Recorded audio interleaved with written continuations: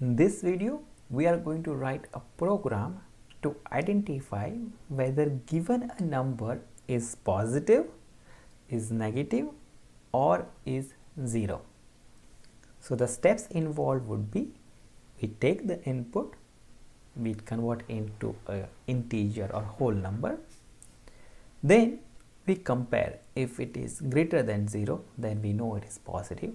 If it is less than 0, then it is negative, and if it is equal to 0, then we know it is 0. Let's get started. The very first step is to get our goal.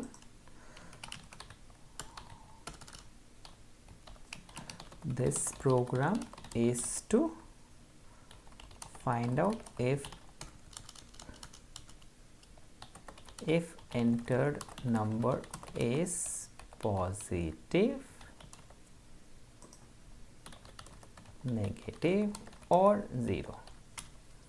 What would be the input? Input is going to be a number. What kind of number? Whole number. What is going to be output? Output is going to be either positive or negative, or it is 0. Let's take an example. Input example.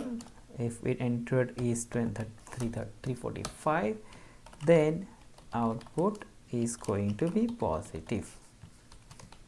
And if it is, say, minus, because I did copy paste, minus, say, 45, or if it is 0, then it is going to say negative, and it is going to say 0. So programmatically, the first step is taking the input. So we can say number equal to, because we are taking the integer input, enter number. Once the number is received, we have to check. So what is the way to check? It's going to be if condition. We are going to say if number is greater than, so that is the greater than symbol is the way to identify that is greater than, and then we are saying greater than 0, then semicolon.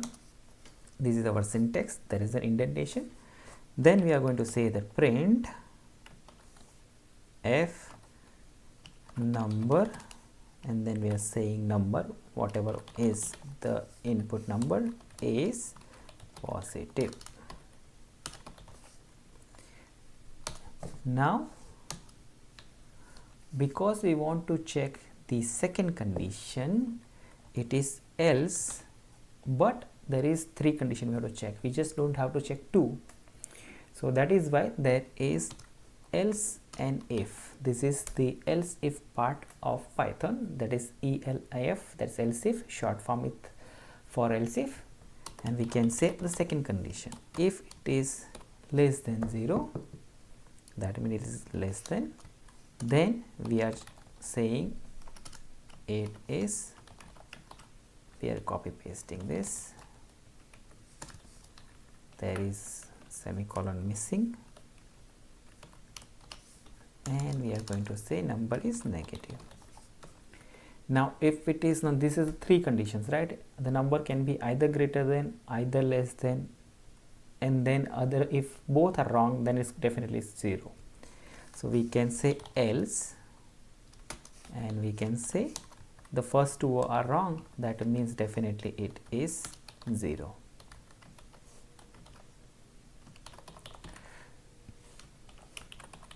Number is 0.